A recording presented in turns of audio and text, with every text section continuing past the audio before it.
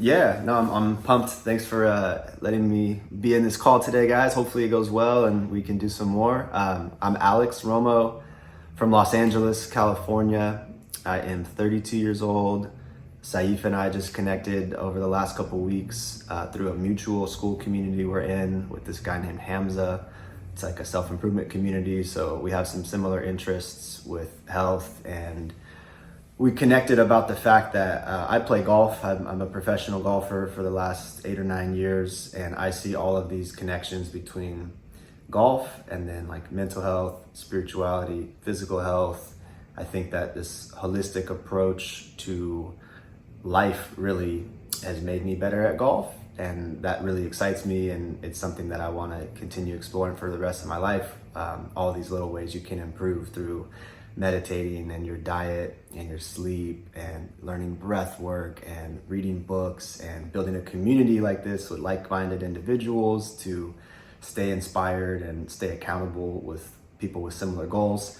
All of that stuff and so much more is something I'm passionate about, and I'm not an expert in anything, but I keep learning little bits in all these different things. And I think it connects to golf. And Saif was saying, yeah, I have this community of editors, and I think it's the same thing, like if we're not taking care of our health and having a balanced life, how can we possibly be the best editors we can be and learn to scale our business, to have higher ticket clients, to build our own communities and teach our own, messages and principles to the people that look up to us. And I was like, yes, bro, I totally agree. It's like the golf doesn't matter. The editing doesn't matter. None of that shit matters. It's just life. We all want to improve our lives. If you're a human being, you can relate to having the desire to get in better shape physically, to be more at peace mentally, to have healthier relationships, to feel more rested. We all want the same things. It doesn't matter where we're from or what we're doing.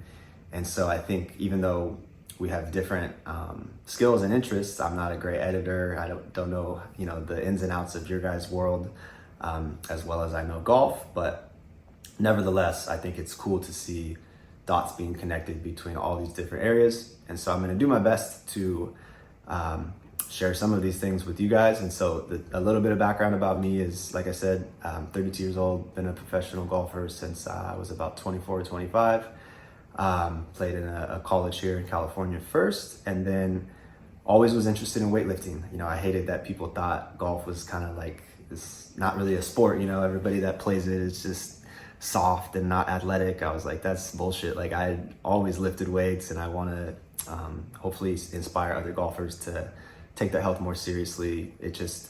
I think it's a prerequisite to being confident and carrying yourself, the best you can for whatever you're doing, whether you're an editor or a chef or a golfer. I just think if you look your best, especially as a man, take control of your health and get in good shape and see yourself in the mirror changing from week to week and pick up heavier weights from week to week, you're just gonna feel better. You're just gonna carry your chest higher, get a haircut, take care of your personal grooming, get some nicer clothes. All these things help you just be a more confident and charismatic, energetic person.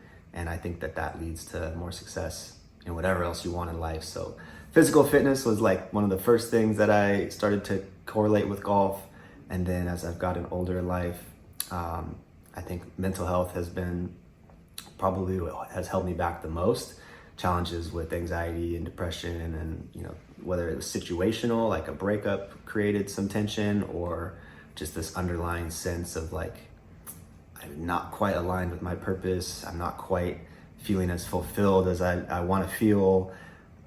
There's just things missing in my life that I'd like to fix. I feel like tuning into your intuition through things like meditating, spending some time alone, putting down your cell phone, closing the laptop, going for a walk, having a good chat with a friend that you can kind of go deep with. There's so many things that I think can help you feel more aligned with your purpose and feel more at peace. And it usually revolves around like tuning out from the internet and social media and society telling us what we should pay attention to, and tuning into your own heart. If you quiet down enough, your brain starts talking to you, right? There's always that voice in our head chirping. That's our intuition or our heart, and that's usually what has the clues for what we're going to be happiest with in life, what we should be pursuing, what we're passionate about and curious about. So I started exploring things like that and correlated that to golf, and it just keeps evolving. And so the few things that I've done in the last year that maybe some of what I learned I can share with you guys would be some meditation retreats. I went on a few meditation workshops and retreats, most recently during New Year's for like a week in Mexico. We meditated for like 8 hours a day with this great instructor, and I've learned a bit about meditation. Done some breathwork journeys the last year. I did 3 different like intense breathwork journeys where you just breathe in and out of your mouth for an hour consistently, and you kind of you lose consciousness. You go to like a different headspace where again you're hearing your heart speak a little bit more, and the outside world kind of tunes out. Definitely lifting weights. Been consistently lifting weights for about 20 years. Nutrition and diet, that plays a huge role in how you feel, what your energy levels are like, and if you want to apply yourself to editing, for example. You know, it's maybe not as physical as golfing or lifting weights, but I do think that you're not able to do your best work if you're not energetic, and that ties back into sleep as well. So I know that's a lot, and I don't want to just lecture this whole time. I want to get to know you guys and your individual circumstances and what, you know, which ways I can maybe help the most, rather than me trying to guess and just talk the whole time and have it not be engaging. So I want to talk to you guys and hear your stuff as well. What Saif and I had talked about initially was I would try to cover sleep primarily. If I had to pick like one thing that you get the highest ROI from, whether it was drinking more water, no more alcohol, going to the gym, reading books, et cetera, I think sleep would be the number one thing, because you can't really do any of those other things if you're just tired and you feel like shit all the time. And no matter how much coffee you drink, no matter how much music you listen to try to fire yourself up, if you're just not able to rest at night, your body can only do so much. And it's ironic to be having to talk about sleep right now, because I just had to pull an all-nighter during this Puerto Rico trip to make like a 5 a.m. flight coming home. And yesterday was this crazy day. My bags didn't make it. They're like in New York right now or something. So of all people to, you know, speak about sleep, I'm very sleep deprived in this current moment, but I do have some notes on the side here, and I think some basics that are helpful for all of us, and for me right now will be good to reiterate to myself as well. Might go to bed after this call, but anyway, I'll leave it at that for now. I had intended to talk a bit about sleep, a bit about diet, but if there are other things more pressing to you guys, let me know, and if not, I'll share a little bit about that, and then we can do some questions. But just in general, if you guys have questions for me right now or comments, let me know. Awesome, yeah. I think that was a great introduction, Alex. I appreciate that. Mm-hmm.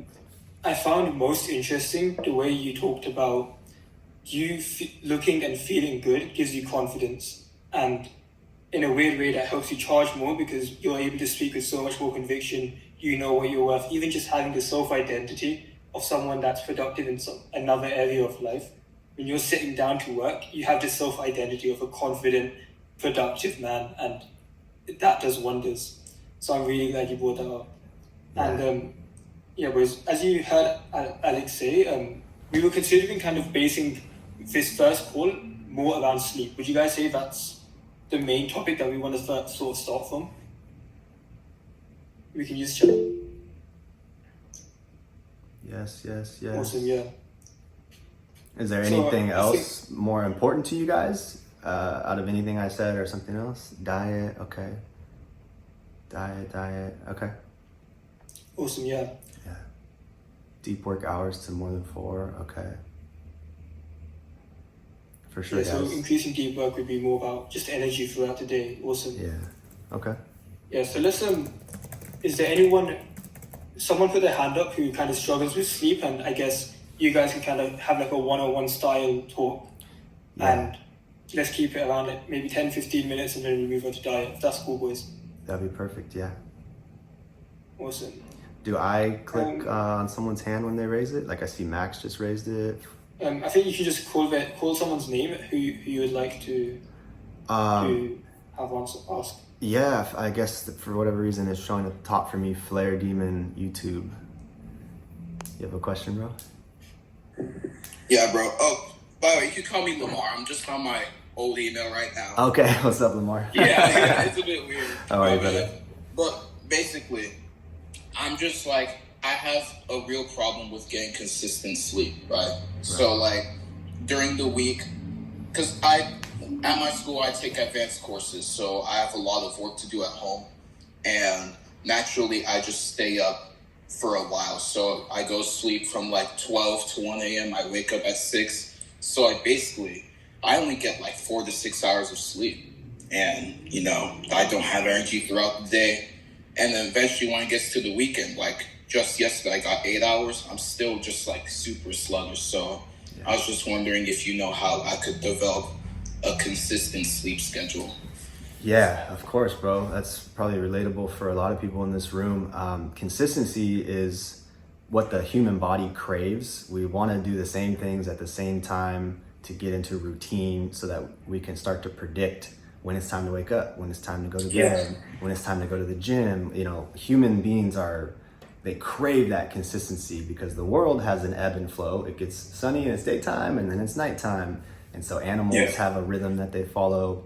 But because of electricity and computers and phones, we can be awake whenever we want, go to sleep whenever we want. So somewhere along the years, we got all jacked up.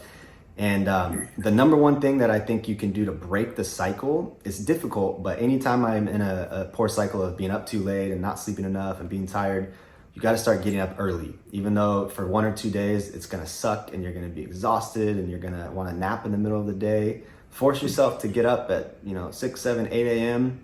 The next time that you can, when your schedule allows you to, and that will cause you to get tired, around 16 to 18 hours later at night, as long as you're not ripping 7 cups of coffee a day. They generally recommend no more coffee after like 12 p.m. because it's still in your system. Like for example, 1 cup of coffee, 8 hours later, half of that is still in your system. So if it's 100 milligrams of caffeine that you had at 12 p.m. at noon, by 8 p.m., you still have like a half of that cup of coffee, 50 milligrams of caffeine running through your veins, which was going to ruin your ability to sleep. Even if you fall asleep, the quality of your rest is not good because your heart is still pounding, your adrenaline's still going. And I'm sure as an editing community, caffeine is probably something that you guys rely heavily on, and it does have its place. But to reset, have you guys heard the term circadian rhythm before? Yeah. So to reset that, which is our body's natural, bro said he's drinking decaf, I promise. Circadian rhythm. Circadian rhythm? Awesome just to explain it in case there's anyone that doesn't know it. For sure. It's basically our body's natural wake and sleep cycles. Our body wants us to be awake for like 15 to 16 hours and then sleep for like 8 to 9 hours. That's the 24-hour cycle of a day. And our natural rhythm goes with the sun. So we're supposed to kind of wake up right around sunrise. So I think right now for me, it's about 6:30 here in California, a.m. And then it wants to go to bed shortly after sunset, which right now is like 6 to 7 p.m.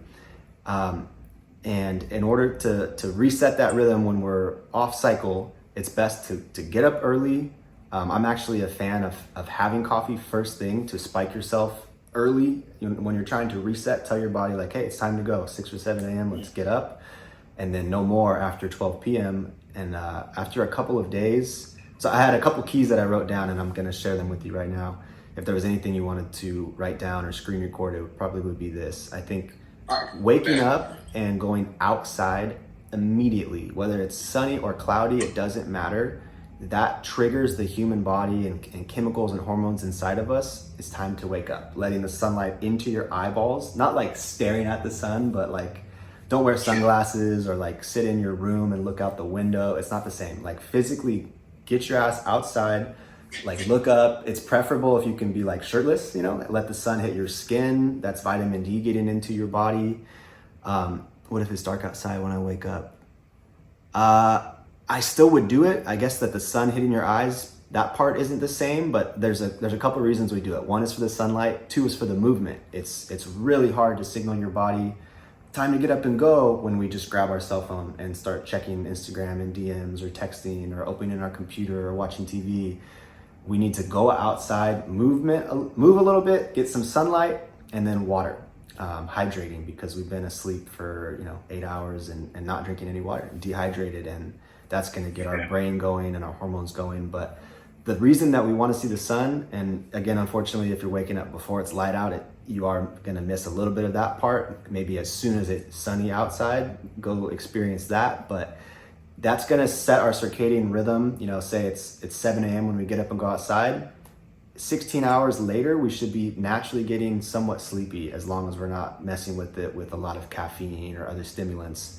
So if our goal is to have a consistent routine, which is what the body thrives on, and we start to feel better and better and more energized and get better quality rest, it's very important to have the same wake up and bedtime every day within like an hour. Preferably get up at 7 a.m. and go to bed at 10 p.m. Up at 7, bed at 10. So if we want to encourage our bodies to move in this direction, first things first, break the cycle of staying up too late by getting up earlier than you want to. It should be challenging and difficult, but go outside immediately in the sunlight.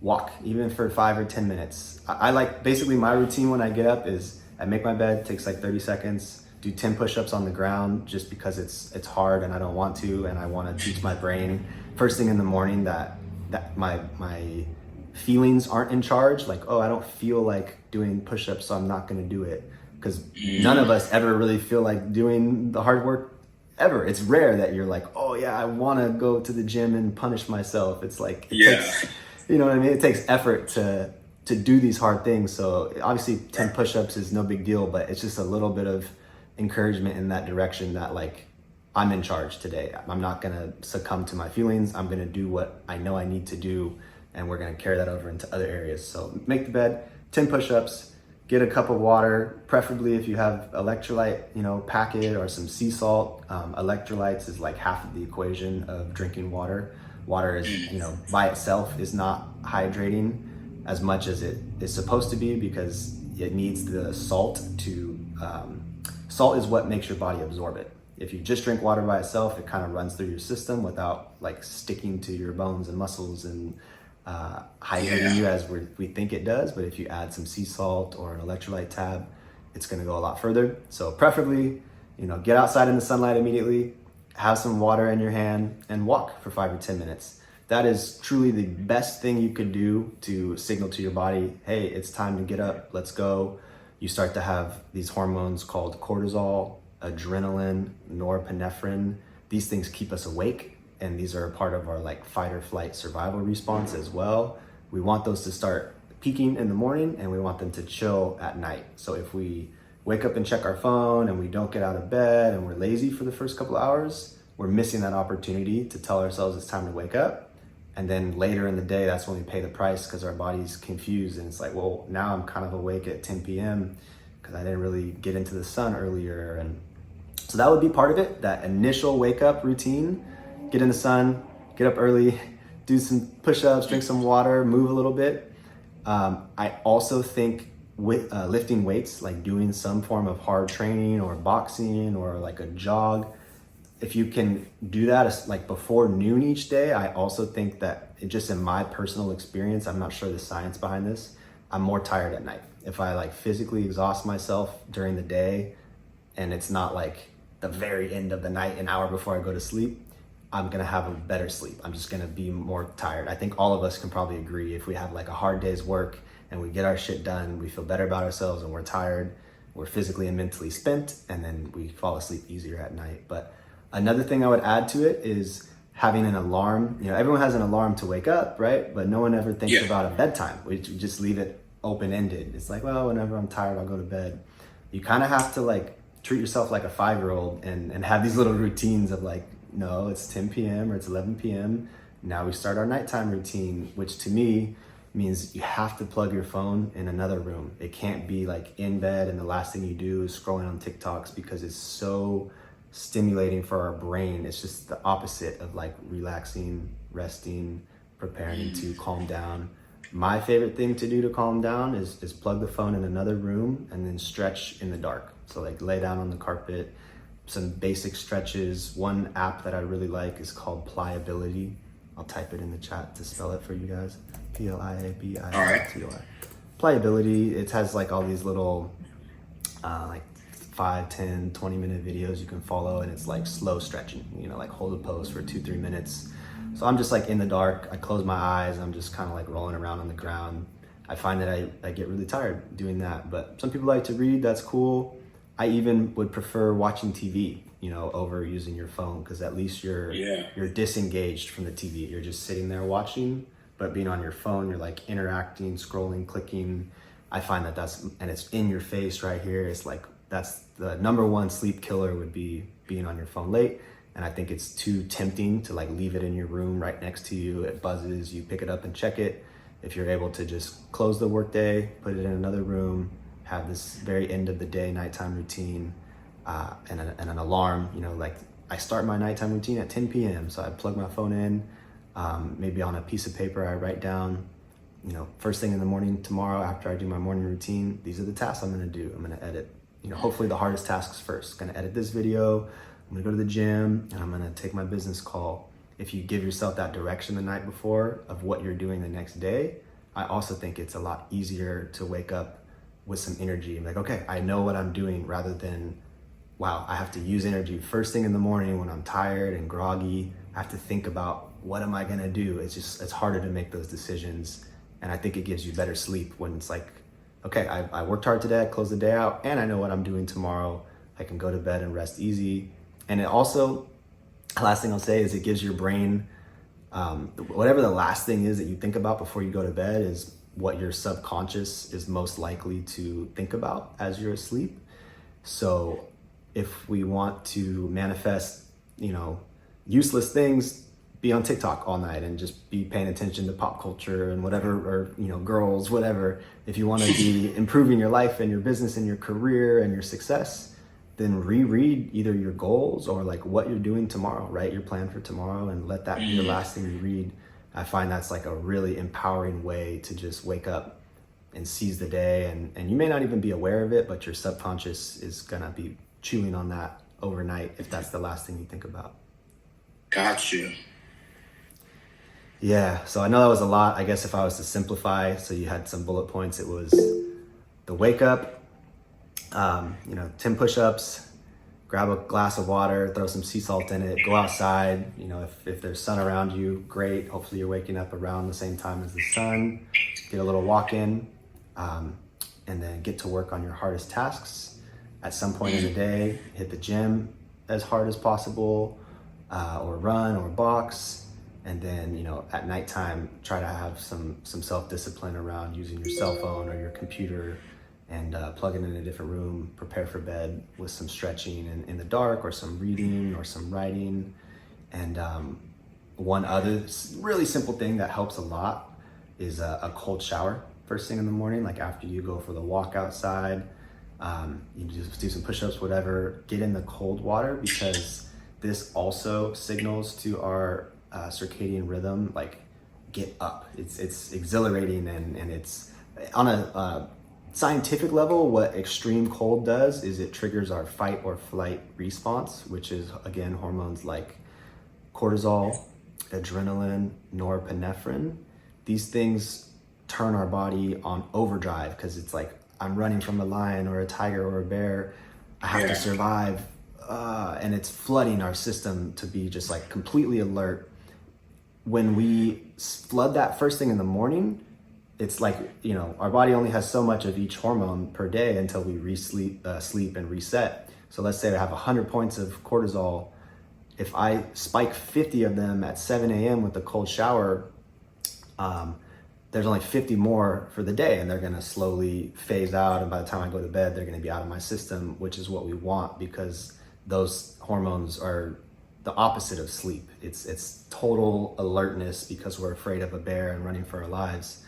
Right. So we want them out of our system when it's time to go to bed, so we can relax. So if we spike them in the morning and use a bunch of them, there's less to use throughout the day. If we don't, it's kind of, we have these hormones when we're stressed, and we're kind of stressed like 24/7. We're worried about the deadlines of the videos we're supposed to edit, and whatever argument we're in with our girlfriend right now, and whatever, you know, social media is telling us to be angry about, this political event here and this thing there. And it's like, our body is just kind of constantly getting these little hits of stress from our modern lifestyle. and it causes that cortisol and adrenaline to just like kind of always be in our bloodstream. We're always like a little tense and on edge unless we do things like lifting weights and this cold shower. Those are like ways to spike it, and then it goes lower after, and that allows you to experience that rest that we're looking for in the second half of the day. Yeah. No, thank you, man. Like, I wrote all this down because a lot of these things I've just neglected, you know? Like, I wasn't, drinking coffee at all. I was just, on weekends, I just stay in bed for like 3 or 4 hours before even like stepping out. But bro, like, I wrote all this down. I'm going to put it up on my wall. This is going to help a lot, bro. Awesome, brother. I'm glad to hear it, man. Yeah, good stuff. Best of luck. Yeah. All right, thanks, bro. Yes, sir. Yes, sir. Looks like I missed a couple questions. It looks like you guys were answering them for me too. Thanks. Someone's been trying to do the splits in the morning. That's crazy, bro. Okay. You want me to call on somebody else, Saif, or? For sure, yeah, awesome, boys. How did everyone find that first sort of section about sleep? Would you boys say you've learned a lot? Yeah, it was awesome. Good to hear, boys. Everyone type in one point that you learned that you didn't know before. I'll write mine as well. There's also, thanks, Saif. That's great, man. There's also some other things I wrote on my list of just more tips for sleep that I can share in like 30 seconds here if you guys want, before we do another question. For sure, yeah. I think the boys would really like that. Okay. So some basics for good sleep are like a completely dark room, which is very hard to achieve most places without blackout curtains or an eye mask. Those two things, like if I travel anywhere, I have an eye mask with me. You could get one on Amazon, I'm sure for very cheap. Just type in eye mask or like sleeping eye cover, whatever. I'm sure it's pretty easy to find something that's comfortable for you. And it took me a second to get used to that, but within the first couple nights, I almost like it more. It's like a comforting thing. But if you don't want to do that and you're sleeping in your room, you can find on Amazon blackout curtains, and it's just like a very dark shade that would go over whatever your normal blinds and curtains are to make the room pitch black. And then you want to try to unplug if there's things that have like a light, like some little lamp, or your computer screen is open, or your computer monitor. As best as possible, find ways to cover the light. If you have like an alarm clock next to your bed that has numbers lit up, just as much as possible, get it dark to where hopefully you can't even see your hand in front of your face. That would be best case. Just do your best. The temperature of the room is very important. It's scientifically proven that the best temperature to sleep at is like 67 degrees Fahrenheit. I'm not sure what that is Celsius, but it's cooler, 67 to 69 degrees. So if you have a room with air conditioning, that's great. If not, maybe opening a window, or sleeping with one less cover on the bed, or sleeping with less clothes on, just like only in your boxers if possible. All of whatever you can do to be cooler it's better for your body than if you're warm and sweating for whatever reason. Scientifically, that is proven. And if you have to sleep with the window open to keep it cooler, for example, or you live in a city, like right now I'm in downtown Los Angeles at my girlfriend's apartment, and we have the city is like right there, there's crazy streets outside, there's sirens 24/7 and homeless people yelling at each other, and it's just very loud. So I have earplugs. I just sleep with earplugs, very cheap, little soft, cushiony earplugs, and I can still hear my alarm clock when it goes off in the morning. It's it's close enough to make noise. So the temperature of the room, the darkness of the room, and the noise of the room are three like very simple things that if you miss any one of those could contribute to maybe you fall asleep so you don't even notice that you're not getting good sleep. But if you're just consistently feeling tired even though you lay in bed for 8 hours or 9 hours, then it could be one of these things that's messing with it. And that's one thing that I think a lot of people misinterpret is like, oh, I went to bed at 10 p.m. and I woke up at 6 a.m. Therefore I slept 8 hours, so I should be fine. Why am I tired? I slept 8 hours. They actually say that, I learned this from Hamza, a good sleep quality is 75% of the time that you laid in bed, you're actually asleep, because it takes time to fall asleep, right? It takes like, 20, 30 minutes, sometimes more. And then we wake up throughout the night to go to the bathroom. And then there's many times when we wake up and we're not aware because we're still very sleepy and we fall back asleep quickly. So we don't have real conscious memory of that. But we wake up like 30 times a night. It's all these little moments where we're like asleep and then we wake up. And so our actual time asleep, if you're asleep for 75%, meaning like I laid in bed for 10 hours and I actually got 7.5 hours of sleep, or 75%, that would be like elite, like world class, like you're a great sleeper, your stress levels are managed well, and you're working out and you're very healthy. So most of us are less than that. So, for those of us that lay in bed only 6 or 7 hours, we are not operating as well as we could as a human, because we're just getting probably like 4 hours of actual rest a night. So it's a lot to think about, but again, if there was one area to get really obsessed with and start experimenting with eye covers, earplugs, blackout curtains, changing the temperature in your room, having this morning routine of going outside in the sun, setting the alarm for the bedtime routine. If there was one thing you were gonna get obsessed with that had the biggest benefit in your life in all areas, I'm stronger in the gym, I'm healthier and happier, I'm more confident, I'm making better videos, I'm building good relationships, all of those things will improve when you just focus on the sleep. And it does take work. It's not like, okay, I'm just gonna lay down earlier. It's like you have to assess all of these other areas as well if you wanna have the best chance for good sleep.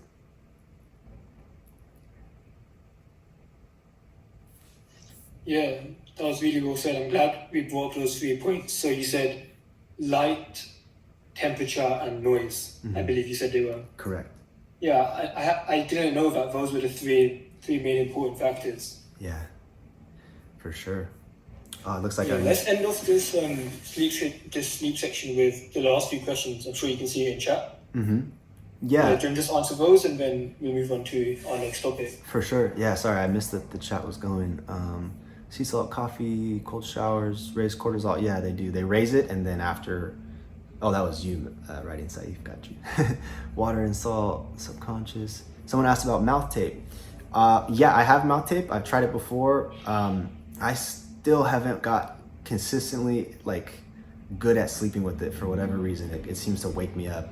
But I have heard a lot of good things about, the quality of your sleep improves if you are forced to breathe through your nose instead of your mouth. So I would keep experimenting with it and see if you can get comfortable. There's this company called Hostage Tape that I bought it from, which is pretty good. If you have a beard or facial hair at all, it's designed to still stay on your mouth. And it's not perfect. It's a little harder with a beard, but it's, as good as it, I guess any company made it. Someone talking about the noise thing. Someone had a watch that controls sleep. Yeah, I used to have a Whoop. I know an Aura Ring, Saif has that. I think it's good to have a sleep tracker for sure. Sleep Cycle, good for tracking sleep quality. Yeah, I've had that app before. I think it's a good place to start if you don't want to get an Aura Ring or a Whoop. Those would be the 2 main sleep trackers I'm aware of. Yeah, just get a free app on your phone. Google Sleep Tracker. Just to start getting an idea of wow, I really do wake up a lot in the middle of the night. I didn't realize my sleep quality was not good. Okay, so the questions at the very bottom here were, just do I use mouth tape and Sleep Cycle? Is there anything else I'm missing, guys? Or any more questions? Sorry if I missed a chat somewhere. I tried to just read through them all. A question from... I believe that's most of it. I think with Eros he mentioned that, so he had one of those watches that control and check how much sleep you get. Mm-hmm. And he gets about 1 to 2 hours of deep sleep, and he's pretty sure that's up to anxiety. Any thoughts or tips on that? For sure. Just for my input on this, I'm pretty sure 1 to 2 hours for adults is normal for deep sleep. Mm-hmm. But Alex, you can fill me in on that. Yeah, it is. There's multiple cycles of sleep that we go through in a night, and that dream state is our deepest sleep. And yeah, we don't actually stay there very long throughout the night. A sleep cycle is about 1.5 hours. And that's when you go through all the phases. There's like the REM cycle and the deep sleep and then the light sleep. And we just, we run through that in about 90 minutes.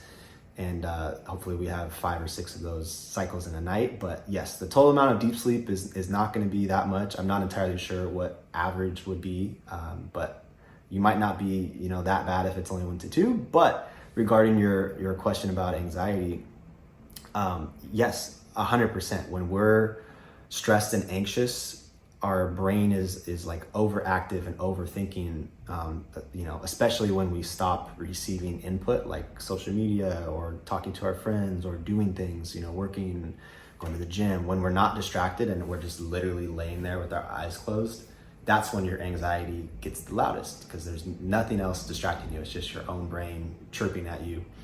And I think that the best way to mitigate that is through a combination of meditating, breath work, and journaling. If you have an overactive mind, journaling can help. What am I feeling? What am I thinking? What are the recurring things that my brain seems to keep yapping about?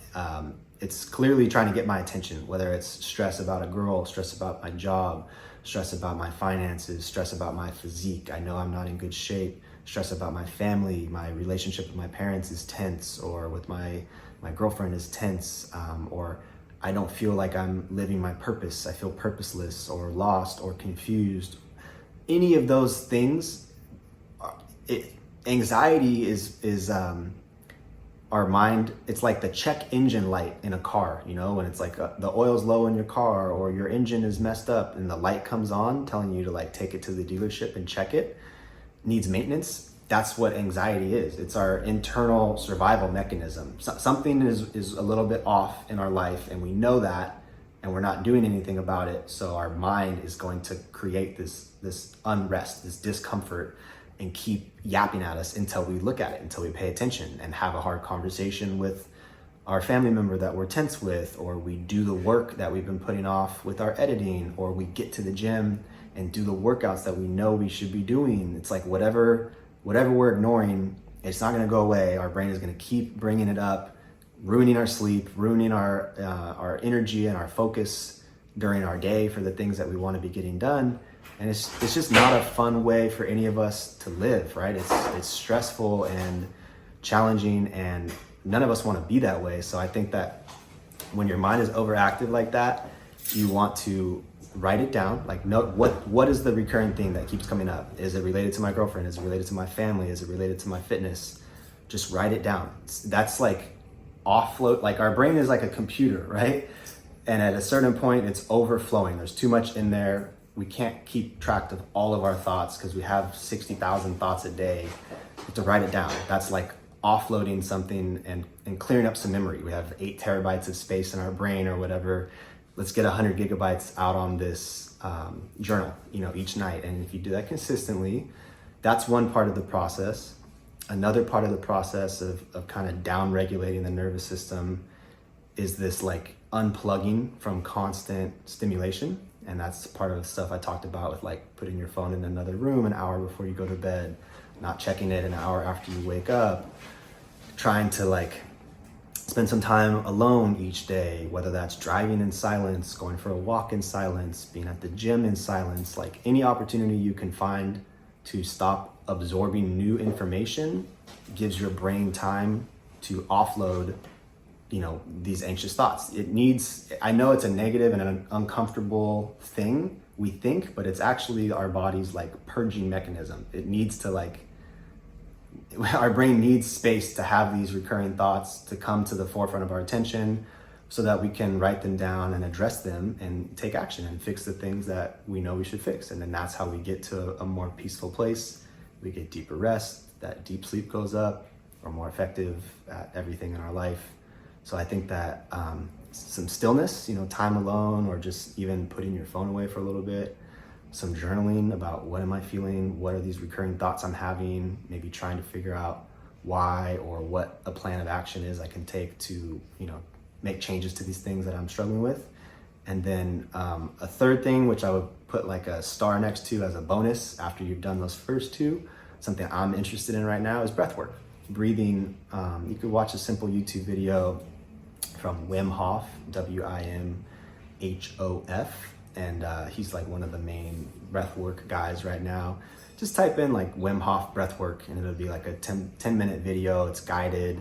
He's a super cool guy and he's just like fully in, fully out. You just follow him and he talks about breathing, and you can change your blood pressure and your like the hormones in your body and your nervous system in like 5 minutes by just like focusing on the breath for a second. And it does some scientific things that I'm not sure how to explain, but that's one more piece that I think is, if you consistently do over time, helps with anxiety, helps you get better rest.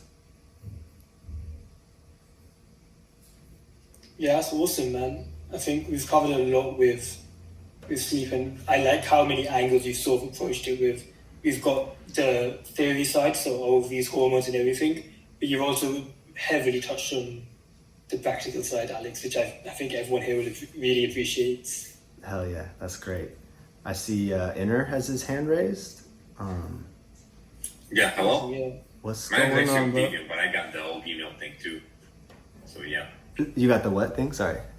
I got an old email too that I use for this. Oh, okay. No worries, bro. Yeah. So my question is about bulking. How do you like bulk effectively Okay. and like the best way? Okay. Yeah. I mean, there's two ways to do it, right? There's like a lean bulk, and then there's like a dirty bulk where you just eat whatever the hell you can. And it depends on your goals. I know for overall health and like how you feel and your energy levels, if you just start over consuming, like 1,000 extra calories a day above maintenance, and they're shit calories, it's just fast food and sugar and whatever the hell you can get your hands on. Yes, you may gain weight quicker, you might gain strength a little bit quicker, but it's at the cost of like your sleep is not going to be as good, your mind is not going to be as sharp. If we're eating just so many carbohydrates and so much sugar, we won't be our smartest for work, our memory won't be as good, our energy won't be as good, our creative and critical thinking for, connecting the dots on problems we have, all of that will suffer a little bit. So it depends on what your goals in life are. Like if your goal is to truly be a bodybuilder and you have to put on like 80 pounds of mass, then okay. Not just muscle, though. What? Just muscle. You just want muscle. Yeah. Most of us, right? Most of us are not Yeah. actually trying to be bodybuilders. And so I would encourage, it's like anything else in life, right? It takes a lot of time to build something good. There is like, we want a dirty bulk because we want to do it quicker. I could gain 8 pounds a week if I just eat burgers all day, every day. That's true, but the end result is not as good because you're getting stronger. You're able to bench more because now you weigh 200 instead of 150, but you did it in 2 months, which was way too fast. And you have to pay the price. The rest of your health suffers. And now if you ever want to cut and try to actually look good, it's going to be so hard because you just packed on like 20% body fat because you didn't have the patience to do it, over the course of 6 months, which would be more healthy. They recommend basically like no more than 1 to 2 pounds per week in either direction when you're cutting or you're bulking. And that really translates to like 250 to 500 calories surplus per day. That would be, if there's you could use like a calculator online, just Google like maintenance calories calculator, and it'll ask you some things like your age, your height, your weight, and your activity level. And it's going to be relatively accurate without, getting hooked up to a bunch of things at a doctor's office. You don't have to spend money on that. You can figure out more or less what your maintenance calories are. I weigh about 160 pounds. I'm 5'9". I'm 32 years old. For me, I think it's somewhere around 2,300 calories a day. That's probably pretty close for most people. And if you were trying to lean bulk, you would add 250 calories a day. If you're trying to push it and do it a little quicker, 500 a day. But when people tell you things like, I'm eating like 4,000, 5,000 calories a day, and they're not like 300 pounds, then they're going too hard. And it's going to be, again, if they're trying to be a bodybuilder and have to do something crazy and drastic in a short amount of time, okay. But for the majority of us that just want to gain some muscle, look better, it is a bit of a slower rate of progression. Mm-hmm. Thank you, bro. Yeah, of course, bro. Yeah, Alex. Yo. I'm just wondering, when it comes to the foods that we eat, what foods would you say someone should prioritize when it comes to bulking? A lot of protein, which I think most of us probably know, but it is hard to get in. Some of the easiest ways I think to get more protein is like yogurt, Greek yogurt, non-fat Greek yogurt. You can have it, in protein shakes. You can have it in, you can add it to oatmeal in the morning. You can just have it by itself. You could put blueberries and granola or nuts on it. I think a really good bowl that's high in protein is yogurt plus protein powder. So like a scoop of my protein powder and some blueberries and some granola. It tastes fucking amazing. It's super sweet. And it also has like, depending on what powder and what yogurt, it's like 60 grams of protein or something. Every morning I love egg whites. You can have a ton of egg whites and get like 50 grams of protein by putting in like a cup and a half or 2 cups, and they go down pretty easily. Put some sea salt on them or whatever. Because it gets hard eating a lot of chicken, right? If you need to eat chicken 3 or 4 times a day, it's kind of dry, and it's just, I think that the egg whites and the yogurt are a lot easier to consume more of, and they also have a high protein content. I think that protein powders and protein shakes are a great way to supplement it. 'Cause it really is hard through whole food to try to eat, like, they recommend, 1 gram of protein per pound of body weight. So weighing 160, just maintenance would be like 160 grams of protein a day.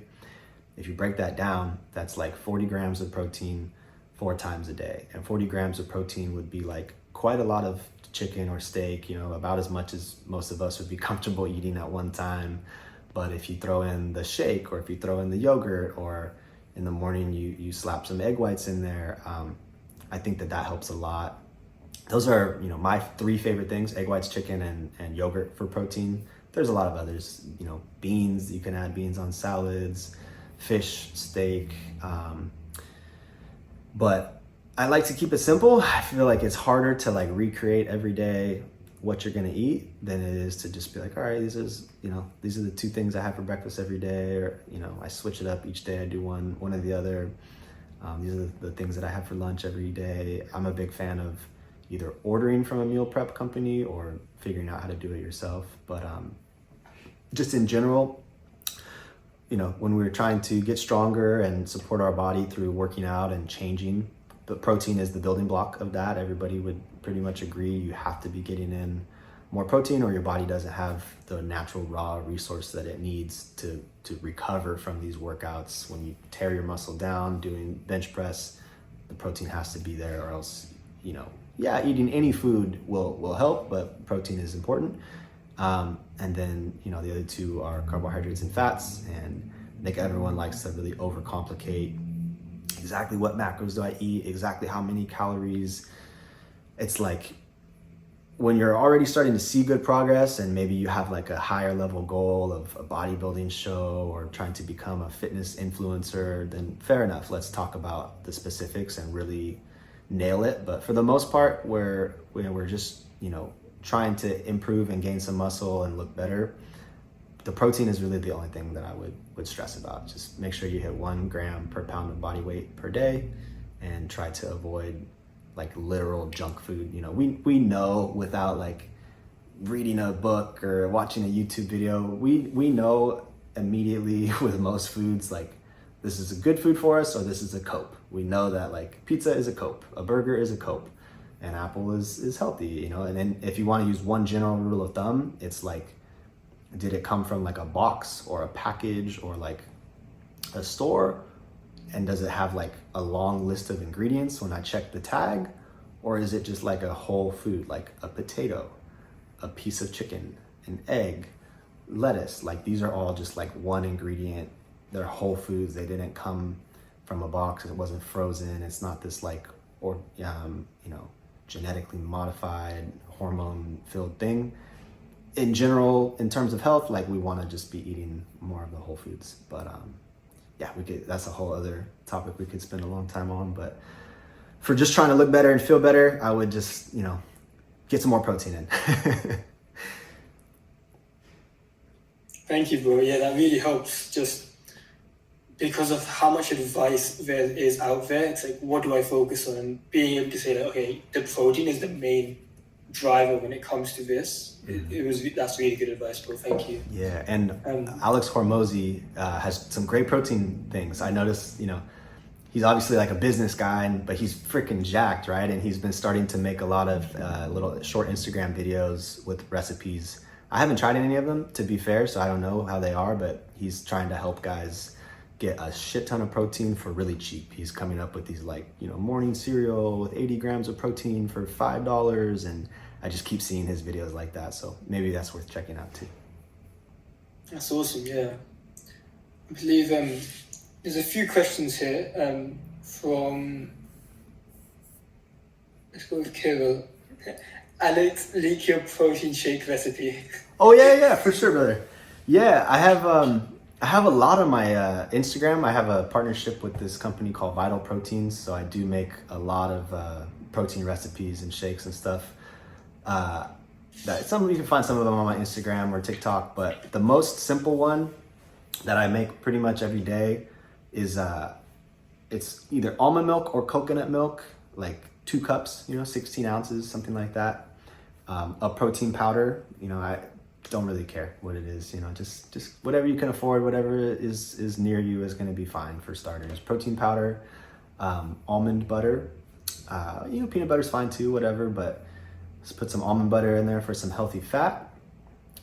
Blueberries, like 1 cup of blueberries, 1 banana, and then I actually really like getting vegetables in these shakes. It's amazing when you blend up spinach that you can't taste it. It somehow the sweetness of the protein powder plus the blueberries plus the banana kind of just I could put 3 cups of spinach or kale and get a lot of healthy vitamins and nutrients from a whole food rather than a pill or a supplement. I can put that in my shake every morning and just not even taste it.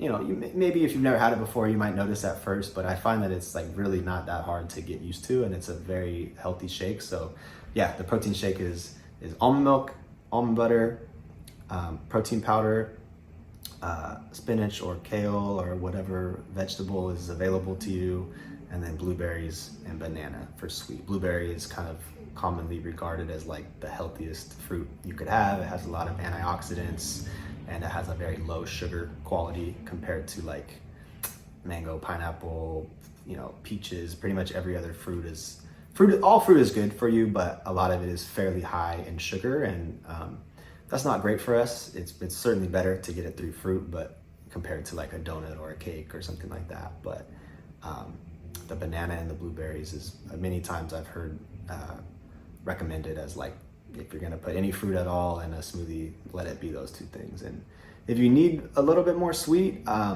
stevia is the #1 safe sweetener that we know of right now. All of the artificial sweeteners like sucralose, erythritol, Sweet and Low, Splenda, all that shit is cancer causing. It's worse than actual sugar. It would be much better to just have regular sugar, but for calories, if we're trying to cut or maintain our weight, we're getting a lot of extra calories by literally adding sugar to our coffee or adding sugar to our smoothie. And monk fruit or stevia, it's the same thing, and that's the only 0 calorie and non-cancer causing sweetener that we know of, because that smoothie that I just described to you right now is not it's not the same as one you would go get at a store that's really delicious. It's it's a healthy smoothie, so it's not going to taste amazing, but if you add that sweetener to it, it would probably taste pretty fire. All right, some more questions here.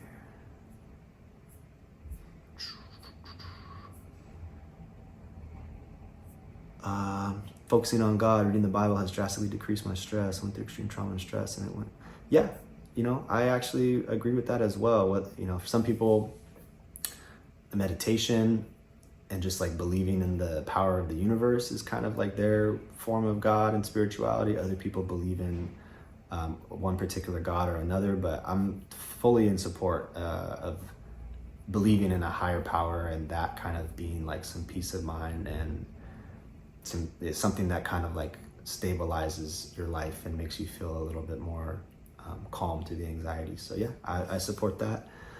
Somebody said I recommend overnight oats. Yeah, overnight oats are sick, bro. I agree. That's when you get a mason jar or a bowl, and you put like oats and then almond milk and then like some almond butter and then maybe some fruit or protein powder, and you just put it in the fridge overnight, and then you wake up in the morning and it's kind of like softer, and it's quite good, honestly, and that's another great way to get protein. Carter said, how do you balance health with intense work? Like, how can I maximize my productivity while still having good health, gym, diet, social connections? I think that we all have more like hours in the day than we think we do. Like if I were to follow each of you around for 24 hours and just take like extreme notes on every 5 minutes, what is this person doing? I think we would all realize, you know, with the exception of like Alex Hormozy or Hamza or the people that are like truly performing at a high level, I think most of us we waste a lot of time. And I think that the number one way we waste it is our phone, because it's just on us 24/7. And if any of you guys are still living with like your notifications on, where like your phone can, you know, at any given point in the day it buzzes and you look over and see like I got a text or I got an Instagram DM or an email, I would recommend turning that off. My phone is set to where I have to click the side button to make it light up, so it doesn't just automatically light up every time I pick it up, because it's just so tempting. It's like, you know, we're all addicted to our phone, and it's very hard because there's so many interesting, exciting things and people to talk to. And I think that that's, when you talk about balancing health with intense work, it just comes down to time management. And I think that the number one thing hurting our time management is our cell phone, especially because a lot of us do use it for work. So it's easy to justify like, well, I need my phone. I have to check messages from clients, or I have to edit videos, or I have to whatever. I am an influencer, and that's my job, you know, not only playing golf and taking good care of my health, but I have to make videos every single day, and I don't edit on my computer. I just edit on my phone on CapCut. So it's so easy for me to cope and have my phone open 13 hours a day. But that's my number one thing that, you know, takes away my time management and focus. So I think in order to balance health and intense work, you have to have good self-discipline about sticking to your routines and time schedules, and saying like, well, I have a 1 hour morning routine of going outside, seeing the sun, drinking water, doing push-ups, walking, taking my cold shower. Then I have a 4 hour work block first thing in the morning. You know, either I do it fasted with coffee, or I have my morning protein shake or my overnight oats. I'm gonna do that at the same time every day at 9 a.m. Then my work block is 9:30 to 1:30. Then I'm gonna take a walk in the afternoon to reset my mind and have some alone time and some stillness to let that anxiety go, let my brain do what it needs to do in terms of thinking and talking. And then I'm gonna get into the gym at 2:30. Whatever the daily timetable is that makes sense for your life and the things that are priorities for you, I think we have to give ourselves some chance of creating a routine, or every day is challenging. Every day it's like, well, it's late now, but I have to get to the gym, so I'm gonna do it at 9. And I wanted to be in bed at 10, but you know, I didn't structure it earlier in the day, so now I have to. And then now I'm sleeping in later, and so even though my morning routine was supposed to be 8 a.m., now it's gonna be 11 because I stayed up too late last night. And these are things we all can, you know, relate to, and it's impossible to be perfect, but our goal is just constantly improving 1% each day, and being self-aware of where we're wasting time, where we're getting distracted from what our goals were each day. And in order to balance health, which takes a lot of work, you know, you have to sort of plan your food, you have to plan your time at the gym and what you're gonna do, and you have to plan some stretching in, and then intense work. Obviously, we have to be prioritizing what we're gonna work on, trying to pick one task at a time so that we can stay focused and be effective and take a project from start to completion. All of that just requires a little bit of planning and a little bit of time scheduling. And probably my favorite like hack for that would be using Google Calendar on my phone and having time blocks for each day. And it doesn't mean that I follow it every day. You know, today I have this call, which changes my morning routine a little bit. I have a podcast after this, which changes some things, and that's fine. Every day, everyone has different things that happen, but at least have a general structure where you write on a piece of paper your goals, and then you write out which actions and habits are necessary to achieve these goals. If I, tried to look at somebody who had the things that I wanted, like this guy has the physique I want, reverse engineer, what does he do every day? He has to do cardio every day. He has to lift weights every day. He has to eat this much protein every day. And for all the areas in life that you have goals in, fitness, finance, editing, relationships, etc., just think of what the most ideal version of yourself, or find someone you look up to, Alex Hormozy, whatever. Just try as much as you can to either listen to them or think a little bit about what exactly they're doing, so you can decide which actions are important to include in your day every day to achieve the goals that you have, and then just go backwards through how many hours there are in a day and what's realistic in terms of your other responsibilities with a job or family or work, and just do your best to have somewhat of an outline on Google Calendar of like, every day I wake up at 7, I go to bed at 11, every day I have this morning routine and I have this night routine, every day I have my deep work block, my health block, and my social life block, or whatever those things are, and just get 2% better, each week by going back and somewhat reflecting like, well, this week I didn't give any time to my friends, but I did get in the gym.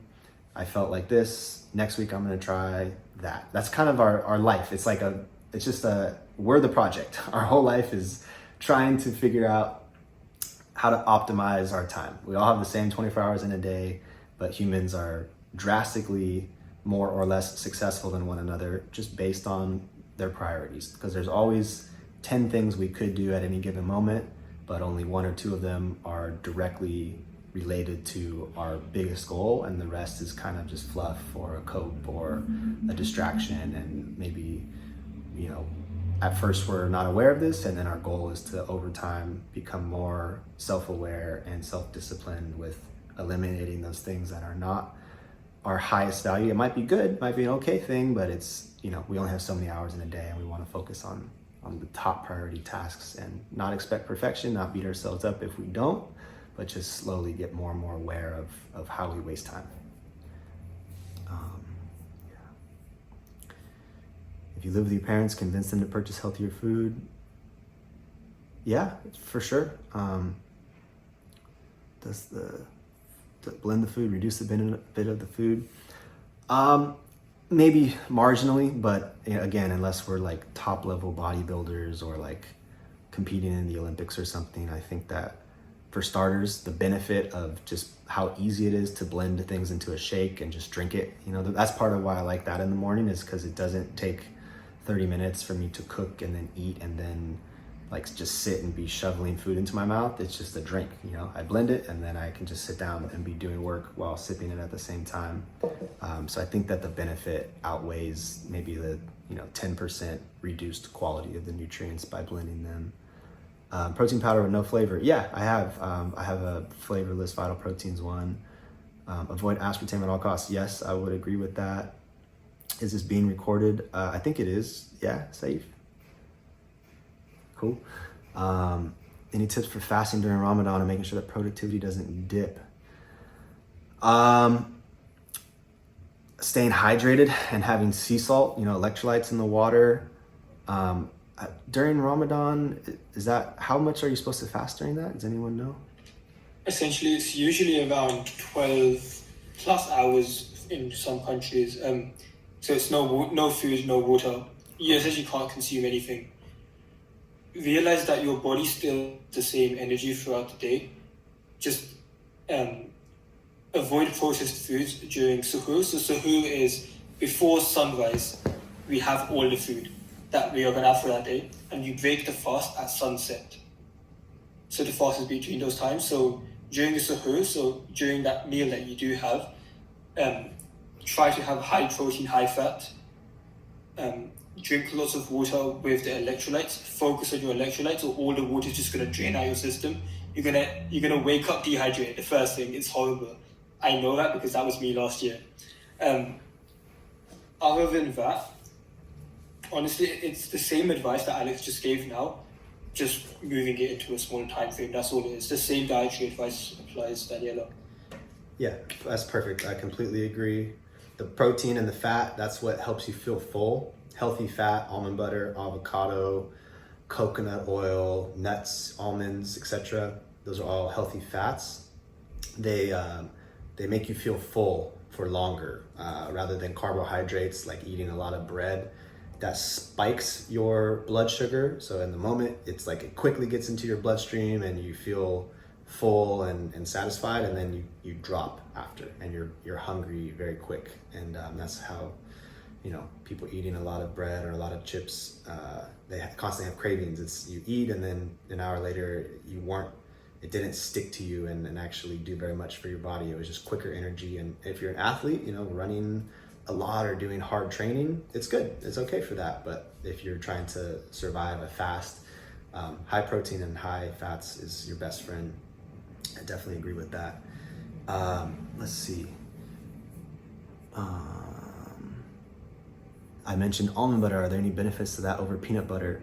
The reason I mention almond butter is because peanuts are kind of allergenic for a lot of people. It's like inflammatory to your gut lining, and almond butter is just a more widely accepted healthy form of, it's virtually the same thing. It has the same fat content and the same health benefit that we're looking for, but it just seems to be like a lot of peanut butter comes with partially hydrogenated oil, I want to say. And I just remember in the past learning about how that was like a cancer causing agent. And that combined with the fact that peanuts, again, a lot of people have peanut allergies. A lot of people have it without knowing that they have it. So they're constantly inflaming their system, and inflammation is like the thing that leads to disease and illness and stress. That's basically all a form of inflammation, and food is one of the main things that creates that inflammation and stress, because it's, a lot of us are eating things that are not whole foods and truly healthy for us, because they're optimized for mass production, and they're optimized for like peanut butter, for example, can sit on the shelf for like 2 years without going bad. And that's not really normal. It's because it has these agents in it that allow it to stay good for that long, versus almond butter, it does go bad. When you buy it in the store, it's separated. There's like a thick part on the bottom, and then there's oil on the top, and you have to like stir it up. And then after you open it, you have to store it in the fridge, because it will go bad like within a week if you don't, because there are no preservatives in it. So I know almond butter or cashew butter are in the health community pretty much everyone's go-to, as opposed to peanut butter. How long after waking up to have my first meal of the day? Depends on if I am optimizing my day for physical or mental output. I find that eating is the number one productivity killer for me. If I want to be on the phone taking calls or writing scripts, editing videos, recording videos, emails, anything computer related, which seems like most of you, that's probably your highest task. I find that not at first, like if you've never fasted before, you may have a tendency to get a little nauseous or struggle to not eat within the first hour of the day. That was my experience. I was like, I can't fast. There's no way I can fast. I get sick if I don't eat in the first hour. I have to eat. And I just found that that only lasted for like a couple days. And then I got used to not eating, and I don't really get hungry in the first 4 hours of the day anymore, but I drink water. So I wake up and I try to drink about 30 ounces of water, which is quite a lot, and that fills your stomach. And then I also, most days I do like black coffee. There's nothing in this, so it doesn't consider breaking the fast. It's just black coffee with 0 calories, but that is also an appetite suppressant. But I find that you can kind of go back to like tribal days where humans had to hunt and kill food and prepare it if they wanted to eat. So we are designed to go through long periods of not eating and having to work hard and be alert and be sharp. And that's why when you're not eating, you're your sharpest. Your body is in this mode of like survival. Like I have to be, I have to think clearly and move quickly to hunt food and survive. And then once you get the food, you can feast. And then that's what signals our body like it's time to rest. Like the work is done. We have achieved the goal of finding food and killing this lion, and now we get to go home and rest with a full stomach. And so I find that if you wake up and eat immediately and your goal was to do computer work, you're just hurting yourself, particularly carbohydrates. Carbs are what give us that quick spike, and then you try it for yourselves, but I think your IQ just gets lower after you eat carbohydrates, whether that's bad ones like a donut or even good ones like oatmeal, rice, bread. 5 minutes after you eat it, you'll notice that you're just a little bit tired. You're slower and just not quite as sharp. You've lost that edge that you had to like go achieve something and do something. And I find that the first meal I have of the day makes me start thinking about food. So now I'm excited to eat lunch later, and what am I gonna have for dinner? And maybe I want a snack because I'm getting a little tired of working. And if I just have made up my mind, like I'm not gonna eat for the first 4 hours after I wake up, and that's that. And here's my water and here's my coffee, and that's it. And you make the decision ahead of time, and it just becomes easier to tap into focus. So part of it's scientific, like carbohydrates and food just literally signal to your body like rest, and we've achieved our goal of eating food. And then the other part is mental, where it's like you're just not allowing yourself to think about food or be distracted by that. But if you're gonna go run a marathon, or like for me, golfing, or if you're gonna go to the gym and lift heavy weights, I think it's beneficial to eat first.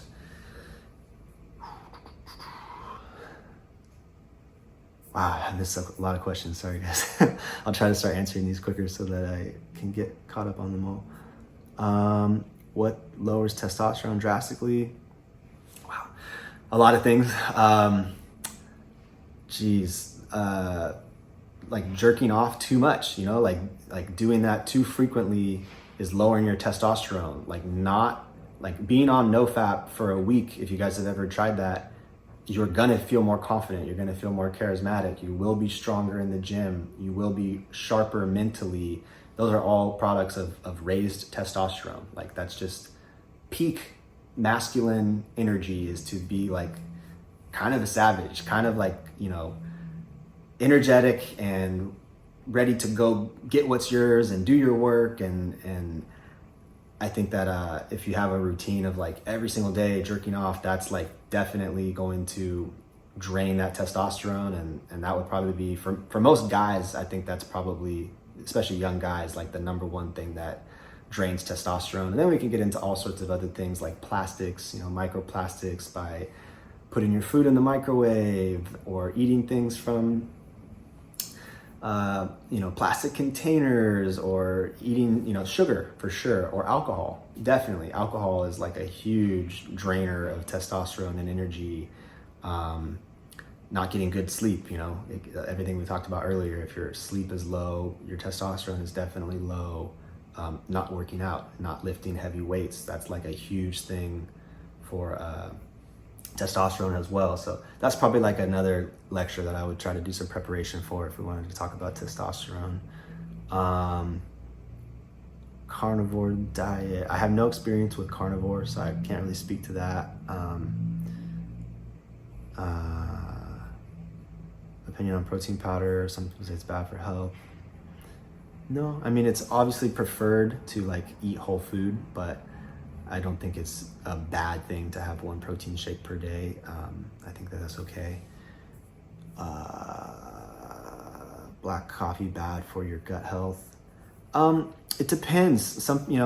There's varying qualities, and some coffee is like organic and other coffee is not. So yeah, if you wanted to get really into it and like find some high quality organic coffee, that would certainly be better. I know some people talk about coffee having like mold in it, and being very acidic and like reducing the gut lining. But I've also heard a lot of people talk about it being good for your health and like boosting your heart health, and people that drink a cup of coffee every day live longer. And I'm not an expert on it. I don't know. I can just speak from my own experience, and it's something I'm back and forth with, honestly. I go through stretches of not drinking it, mostly just because I don't want to be controlled by an external substance, feeling like I have to have coffee to be productive or to be in a good mood. And anytime I start feeling that way, like I wake up in a bad mood and I have to get coffee to start my day, I'm like, okay, you're addicted to it right now, the same way I don't want to be addicted to sugar or alcohol or anything else. It's all of these things are probably okay a little bit, but as soon as you have that self-awareness to recognize like now it's controlling me instead of me controlling it, that's a good sign to take a break, pause for a little bit. But yeah, that could be another good one. Coffee, like a whole lecture on, or caffeine in general, you know, maybe the best source of caffeine. There probably are things better than coffee. I know yerba mate is a big one. I don't have much experience with that, but does creatine rise your blood pressure? I don't know, but I can say that creatine is like the most widely accepted and validated supplement, period. It's like the number one thing that health experts say is pretty much good for everyone to take. And I think there's a lot of misconceptions, especially among young guys, that it's like a steroid or some crazy thing. I thought that when I was like 15 or 16. It's not at all. It's naturally found in meats, you know, and taking it as a powdered supplement is just a way to make sure you get some in every single day. It supports energy levels, it supports muscle growth, and it helps our body retain water. It's protecting our joints because there's like a bit of a padding layer of fluid and water.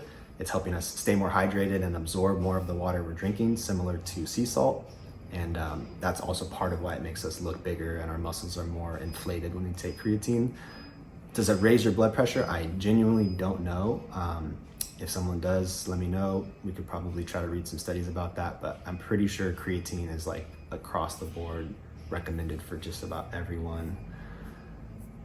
If fat reduces testosterone, does sex also reduce it? I think it's different. I think that like the act of actually having sex is like a primal, that's like our two main drivers as a human being are survival and reproduction. That's like how the human race has gotten this far, is having very strong survival instincts, which is our fight or flight response, the cortisol and all those things we talked about. And then reproduction, the desire to like find a partner and have offspring to keep the life cycle going. So I think generally speaking, it's like a really positive experience to have sex with a partner. So I think that actually can be like energizing and invigorating in its own way. So because I've been going through that myself, quite honestly. Like frankly speaking with you guys, I was really big on this whole NoFap community, and obviously not perfect, but trying my best and noticing a lot of benefits over the last couple of years when I did not have a girlfriend, and I've just been working on my business and my golf and my health and my content. I felt like it was a really positive thing. Like I had more energy for my life if I was on NoFap. Now I've had a girlfriend for about 8 months, and at first I was like, man, is this like, do I need to be trying to like be kind of strict with her, like only like twice a week or something, because like I have to keep my energy high for my work? Like that seems crazy, right? Like what? And eventually now I'm in a place where like, no, we do, you know, every day, sometimes multiple times a day. And I used to think that was like this very draining, tiring thing. And I no longer feel that way. I feel like that's our goal in life, is to like have a partner. And, you know, it's different if it's someone you don't care about or it's like just random. But I think when you're like with a person that you care about and it's like a very healthy relationship and it's healthy sex, I think it's energizing. And I don't know what the scientists would say for your overall levels of testosterone. I can just speak on my own experience, and I feel good. I feel like it makes you feel more energized as a man and more like ready to conquer the world and accomplish the things you have to accomplish. Maybe if I got hooked up and did blood work, they would be like, oh no, like your strength is like 5% reduced and your testosterone is lower or something. I don't really know, but that's just my personal experience.